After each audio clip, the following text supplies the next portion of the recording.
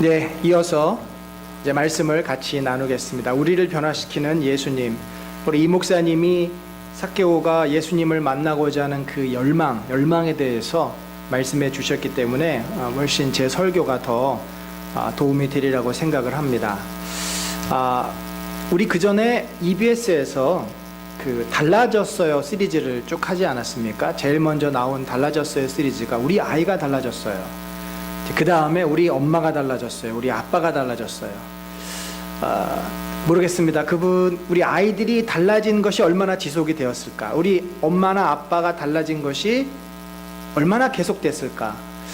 환경이 바뀌고 그 상황이 바뀌면 개들도 요즘 그 솔루션 프로그램들이 많이 있는데 개들도 바뀌어지는 것 같습니다. 그런데 그 상황과 환경이 다시 원래대로 돌아가면 어떻게 될까요? 그러면 처음으로 또 돌아가는 거예요. 사람이 바뀐다는 것이 그 환경이 조금 바뀐다고 해서 금세 바뀌어지는 것이 아닙니다. 사람이 바뀌어지려면 사실은 마음이 바뀌어져야 돼요. 마음판이 바뀌어져야 돼요.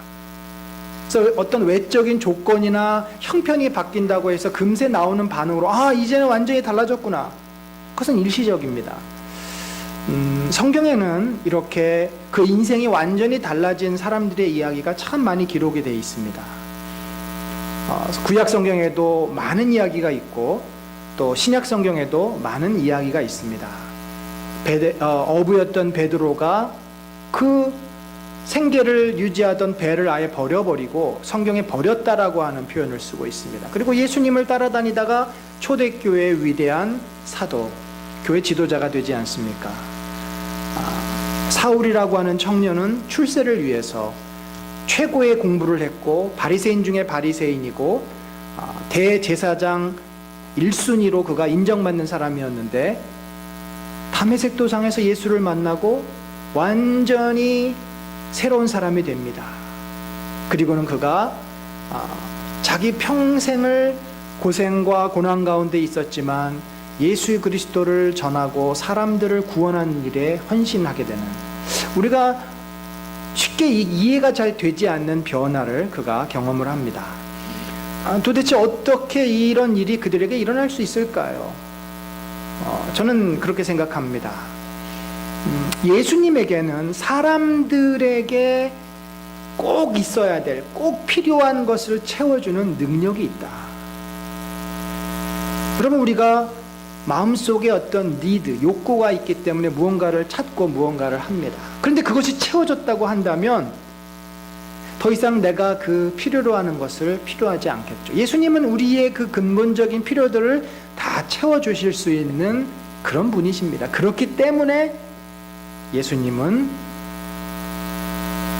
우리를 완전히 변화시키는 분입니다. 오늘 우리가 본문에 본 이 삭개오도 그런 사람이었습니다. 삭개오는 처음에는 어떻게 보면 우리처럼 그 시대, 그 사회에서 성공을 향해서 살았던 사람입니다. 성공을 위해서 목숨을 걸었던 사람입니다.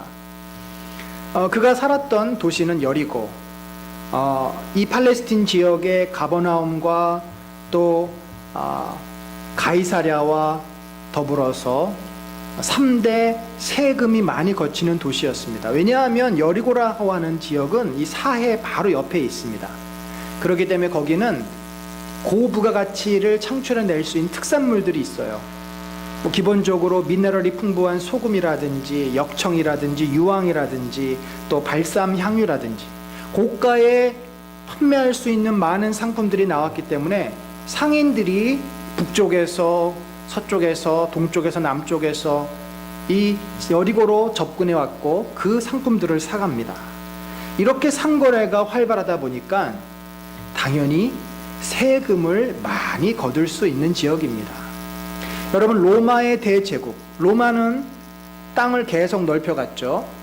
유럽과 소아시아와 또 아프리카, 그리고 이제 팔레스틴 지역까지 그 땅을 넓혀갔습니다. 정복을 했습니다. 로마가 정복을 하면서 그곳에 도시를 세웁니다. 때로는 자치권을 부여하고 때로는 직접 자기의 총독을 보내서 통치하게 합니다.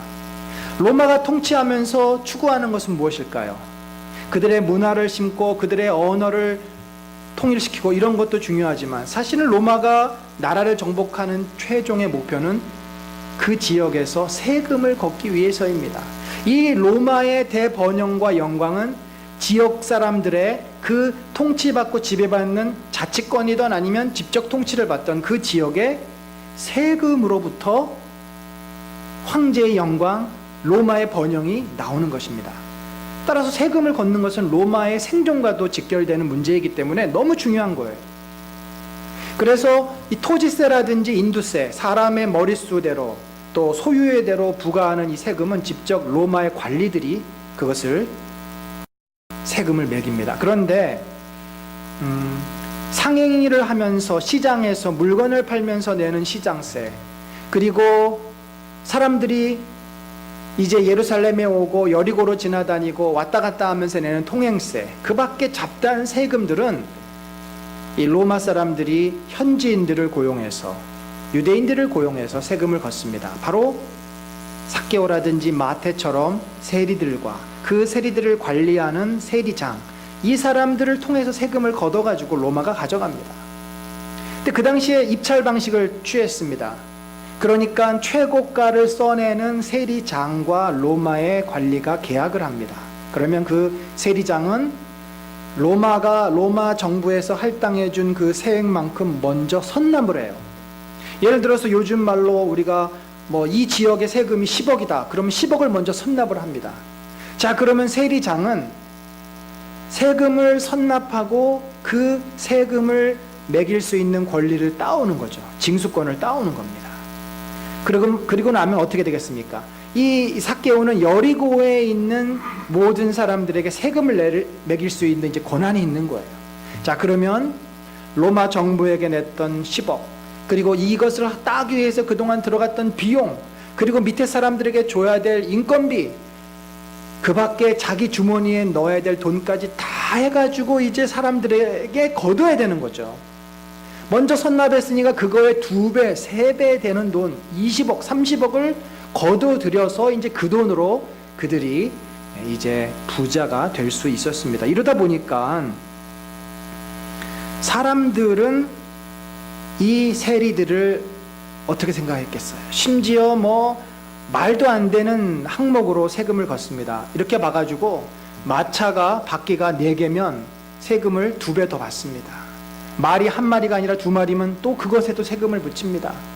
온갖 명목을 들어가며 세금을 붙입니다. 그래서 유대인들은 이 세리들을 향해서 천하에 죽일 놈, 이 날강도 같은 놈들, 사람 취급을 하지 않습니다. 특별히 삭개오가 이 로마의 관리들에게 이 세금 징수권을 따와야 되고 또 밑에 사람들을 부려서 세금을 그냥 모조리 걷어들여야 되니 그 마음이 어떨까요? 얼마나 그가 모질고 이 냉혈 인간처럼 그렇게 살아야 했겠습니까? 그는 피도 눈물도 없는 그런 사람이었습니다. 오로지 이 세리장이 되기 위해서, 돈을 모으기 위해서 지금까지 피땀 흘려 노력하며 살아왔던 그런 사람입니다. 여러분, 그러면서 그가 받았던 사람들로부터 경멸과 모멸감, 사실 그것은 중요하지 않아요. 돈만 모을 수 있으면 그건 중요하지 않습니다. 그는 돈 맛을 안 사람입니다. 그 돈이 주는 짜릿함, 돈이 주는 그 위대함, 돈이 주는 그 힘을 그가 알았기 때문에 사람들이 뭐라고 얘기하던, 내가 구원을 받았는지 안 받았는지 그런 건 중요하지 않은 거예요. 오로지 돈 벌어서 내 신분 상승하고 내가 원하는 인생 즐기고 나도 남보란 듯이 부자 되고 싶은 것이 삭개오의 마음이었습니다. 여러분, 삭개오를 보면요, 요즘 현대인들을 보는 것 같습니다. 이 시대 사람들에게도 최고의 가치는 돈입니다. 돈만 있으면 나의 자존감도 높일 수 있고, 돈만 있으면 내 신분도 바꿀 수 있고, 돈만 있으면 사람들에게 꿀리지 않을 수 있고, 돈만 있으면 할 수 없는 것이 없는 시대에 우리가 살고 있습니다. 따라서 사람들의 모든 꿈, 모든 소망은 돈을 나도 좀 많이 벌었으면 좋겠다, 돈을 모았으면 좋겠다, 거기에 행복의 열쇠가 있다고 생각을 합니다. 여러분, 그런데 이렇게 살아가던 삭개오에게 어느 날 큰 변화가 찾아옵니다. 그것은 바로 그가 소문으로만 듣던 예수라는 사람이 자기 마을에 온다는 거죠. 삭개오는 자기가 부리는 정보원들이 있었어요. 그의 정보원들은 세상 돌아가는 소식을 전해줍니다. 그 정보원이 그렇게 얘기합니다. 저 갈릴리에서부터 온 선지자가 있는데 사람들이 그를 메시아라고 합니다. 그는 사람들의 그 병을 고치고 사람들에게 하나님 나라의 복음이라는 것을 가르칩니다. 그런데 사람들이 구름대처럼 그를 쫓아다닙니다. 그런데요, 글쎄 그가 삭개오 세리장처럼 세리들의 친구가 되는 사람이라고 합니다. 삭개오가 예수의 이야기를 들을 때 정말 의아했습니다. 아니 그렇게 인기가 있고 그렇게 권세가 있는 선지자가 아니 어떻게 자기처럼 사람들이 멸시하는 세리의 친구가 되지? 도무지 삭개오의 그 생각으로는 이해를 할 수가 없습니다. 그러면서 그 마음에 한번 그분을 만났으면 좋겠다. 아니 도대체 어떤 마음으로 나처럼 사람들에게 손가락질 당하는 세리의 친구가 되셨을까? 여러분, 삭개오의 키가 정확히 얼마인지는 모르지만 그전 성경에 보면은 뽕나무라고 하고 표현되어 있는데 사실 뽕나무는 이렇게 크지가 않습니다. 돌감람나무라고 요즘 개역 번역에는 제대로 이게 번역이 되어 있는데 먹을 수 없는 이제 감람나무인 거죠. 열매를 맺지 못하는 감람나무입니다. 굉장히 크죠. 그러니까 저 위에 올라가면은 예수님이 지나가시는 것을 볼 수 있는 큰 나무입니다. 삭개오는 예수님을 정말 보고 싶어서 저 나무 위에 올라간 겁니다. 저 나무 위에 체면도 불구하고 올라갔다면 얼마나 그가 예수님을 간절히 만나고 싶었는지 우리는 알 수 있을 것입니다. 그런데 놀랍게도 아니 예수님이 지나가는 것만 보려고 했는데 그 지나가는 예수님이 갑자기 방향을 트시더니 자기가 있는 나무 쪽으로 걸어오시는 것이 아니겠어요? 삭개오는 그때 놀랐겠죠. 예수님이 왜 이쪽으로 오시지? 점점 자기에게 오시더니 자기를 쳐다보시면서 예수님이 말씀하시는 겁니다. 삭개오야, 어서 내려오렴. 내가 오늘 너희 집에 가서 너와 친구가 되어도 되겠니? 여러분, 갑자기 예수님의 제안을 받은 삭개오의 마음이 아마 얼어붙었겠죠. 무슨 말을 해야 할지 난감했을 것입니다. 그러나 그는 놀랬지만 너무나 기쁘고 반가워서 그래요 예수님, 우리 집에 같이 가요 하면서 그는 후다닥 내려왔고 예수님을 모시고 자기 집으로 갑니다. 여러분, 예수님은요 자기를 찾으시는 사람에게 반드시 오시는 분입니다. 사실 우리는 예수님을 잘 찾지 않아요. 누구를 찾죠? 일을 찾고 돈을 찾고 내가 즐길 거리를 찾고 쉴 자리를 찾지 우리는 예수님을 잘 찾지 않습니다. 예수님은 우리와 이미 함께 하십니다. 예수님은 우리 곁에 계십니다. 그런데 내가 예수님을 찾지 않기 때문에 만나지 못하는 거예요. 우리가 예수님을 보기를 원하고 찾기를 원하면 예수님은 우리에게 그분의 모습을 보여주십니다. 눈으로는 보일지 모르지만 마음으로 보여주시는 거예요. 내가 기도할 때 나에게 함께 하심을 확신시켜 주시고 말씀을 통해서 그분의 모습을 선명하게 보여주십니다. 여러분, 삭개오는 예수님을 만났을 때 예수님을 모시고 가면서 그리고 예수님을 집에서 예수님과 함께 식사하면서 또 그분의 그 이야기를 들으면서 무엇을 느꼈을까요? 삭개오와 예수님의 만남이 어땠을까요? 삭개오는 지금까지 그 어떤 사람도 자기를 정말 따뜻한 눈으로 푸근한 마음으로 편안하게 사람처럼 대해준 사람을 만나보지 못했습니다. 그는 예수님의 그 따뜻한 표정, 예수님의 그 눈빛, 말투, 그 속에서 자신을 진심으로 존중하고 자신을 진심으로 사랑하시는 것을 느낄 수 있었습니다. 여러분, 우리는 표정으로 말을 합니다. 우리는 그 마음이 얼굴로 드러나게 되어 있습니다. 예수님의 그 자비와 긍휼과 은혜의 그 모습이 삭개오에게 그대로 전달이 된 겁니다. 이분이야말로 내가 들었던 그 메시아가 정말 맞구나. 이분이야말로 정말 나를 불쌍히 여기시는 분이구나. 나를 정말 사람 취급해 주시는구나. 나를 정말 사랑하시는구나. 그것을 삭개오는 느낄 수 있었습니다. 여러분, 삭개오는 예수님을 만난 뒤에 큰 변화를 보여줍니다. 8절에 있는 말씀처럼 자기의 소유의 절반을 가난한 사람들에게 주겠다고 선포했고, 또 누구의 것을 속여 뺏은 일이 있으면 4배를 갚겠다고 말합니다. 여러분, 삭개오는 어떤 사람입니까? 돈을 위해서라면 뭐든지 하는 사람이었어요.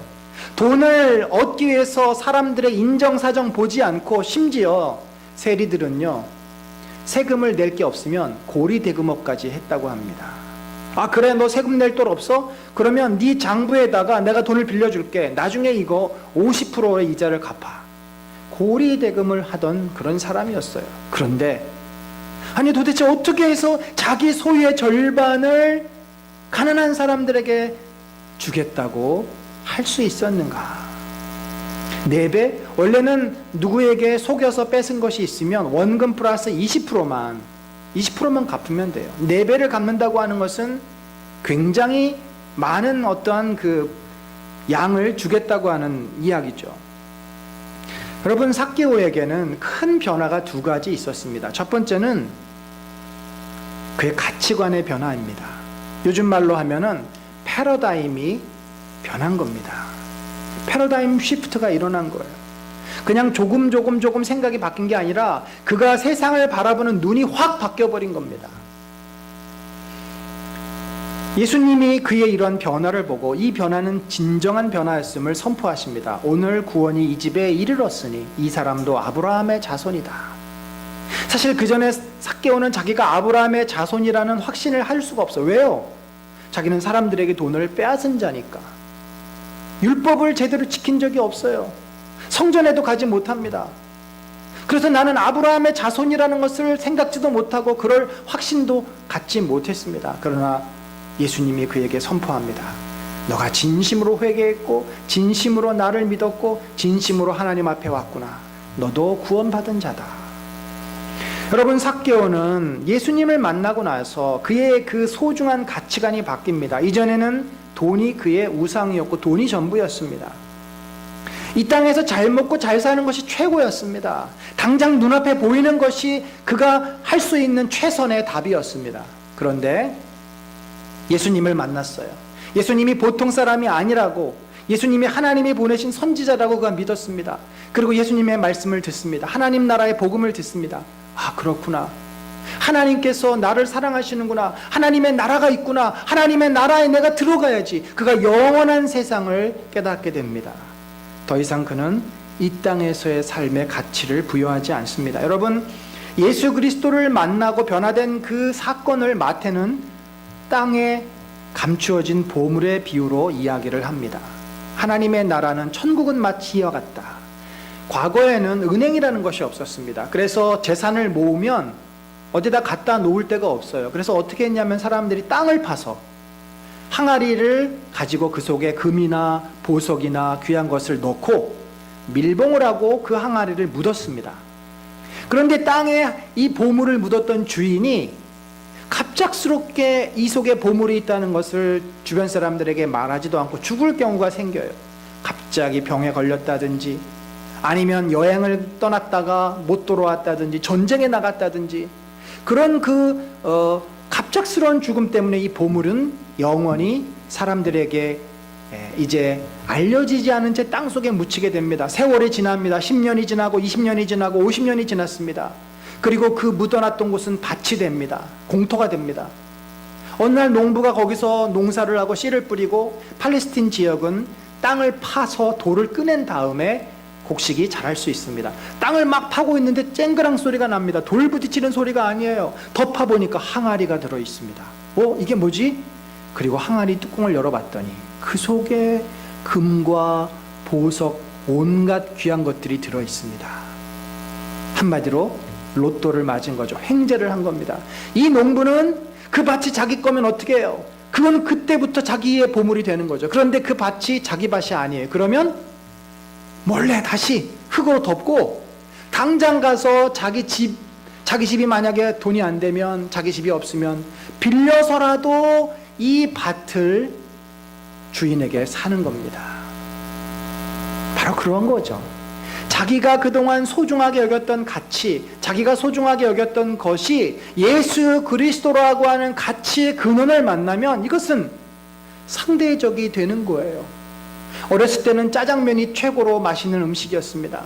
그러나 우리가 이제 커서는 더 귀한 음식이 있지 않습니까? 더 가치 있는 것을 발견하지 않습니까? 예수를 알지 못할 때는 내가 생각하는 가치 있는 것들이 있어요. 내 꿈을 실현하는 것이 최고의 가치일 수 있습니다. 내 아이가 성공하는 것이 최고의 가치일 수 있어요. 내가 모아놓은 재산이 최고의 가치일 수 있습니다. 그러나 그 가치의 근원 되시는 예수님을 만난 뒤로는 그것은 상대적으로 작은 것이 됩니다. 아무리 우리가 밝은 후레쉬가 있어도 어둠컴컴한 지하에서는 그것이 강력한 빛을 발하지만 들고 나가면 햇빛 아래서는 후레쉬는 아무것도 아닙니다. 여러분, 삭개오가 예수님을 만나고 나서 그가 붙잡고 있었던 모든 가치는 상대적이 되어버립니다. 더 이상 나는 돈의 노예가 아니야. 돈은 이제 나에게 필요 없어. 나는 예수님이면 충분해. 그것을 그는 고백했고 고백으로 그렇게 돈을 나눠주겠다라고 말한 것이죠. 여러분, 오늘 우리는 예수님을 내 인생의 구세주로 고백하고 있습니다.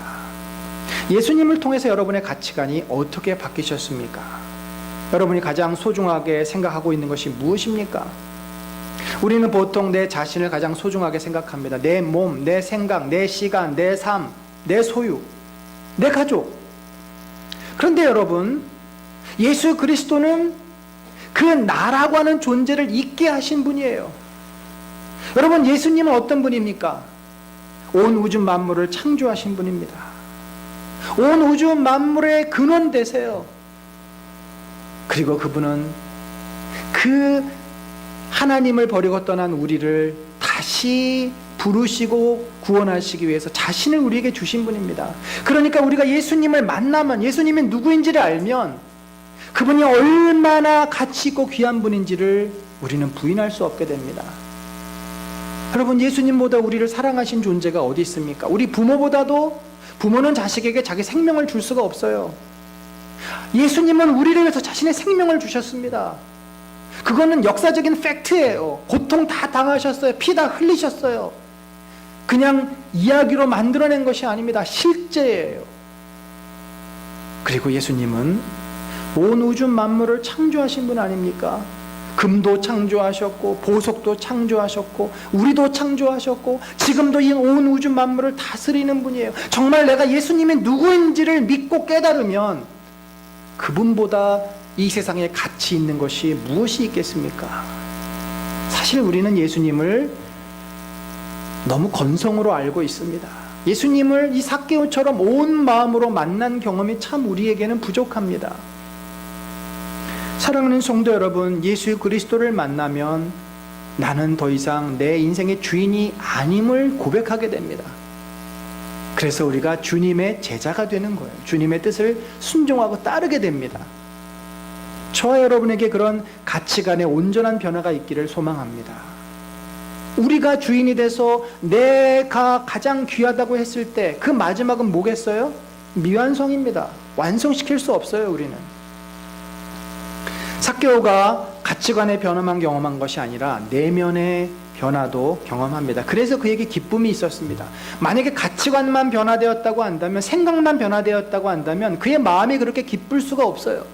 여러분, 우리가 생각의 변화도 필요하지만 마음의 변화, 감정의 변화, 인격의 변화도 필요합니다. 삭개오는요, 어떤 삶을 살았습니까? 사실은 늘 힘들게 살았어요. 마음이 불안했고 두려웠고 외로웠고 부족감, 열등의식 때문에, 인정욕구 때문에 늘 두려움 속에서 그가 살았습니다.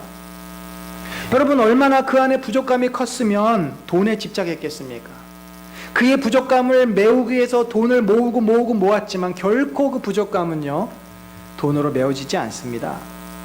인정받고 싶은 마음 때문에 세리장까지 올랐어요. 그러나 언제 이 자리에서 내려올지 모르잖아요. 언제 유대인들이 자기를 공격할지, 로마인들이 자기를 그 자리에서 내려오게 할지 알 수 없는 일입니다. 늘 두렵고 불안했어요. 결코 그는 만족하지 못했습니다. 기쁘지 않았습니다. 외로웠습니다. 자기가 가지고 있는 이 돈, 자기가 가지고 있는 이 권세, 사람들의 그 이목, 다 그것이 한순간에 훅 갈 수 있다는 사실 때문에 늘 불안했습니다. 그런데 그가 예수님을 만난 뒤로 어떻게 변했습니까? 예수님만이 그를 사람 취급해 줍니다. 예수님만이 그를 진심으로 대합니다. 그를 사랑해 줍니다. 여러분, 그것을 경험하고 나면요, 사람은 외로움을 극복할 수 있습니다. 아, 내가 예수님을 만나면 되지. 예수님을 따라가면 되지. 그전에는 돈 때문에 사람들이 자기에게 모였어요. 잘 나가던 사람들이 한번 꼬꾸라지면 그 믿었고 따라다니는 사람들이 다 이 썰물처럼 빠져나갑니다. 친척도 찾아오지 않습니다. 가까이 오면은 자꾸 자기에게 부담스러운 부탁할까봐 연락도 하지 않아요. 그게 사람들의 모습입니다.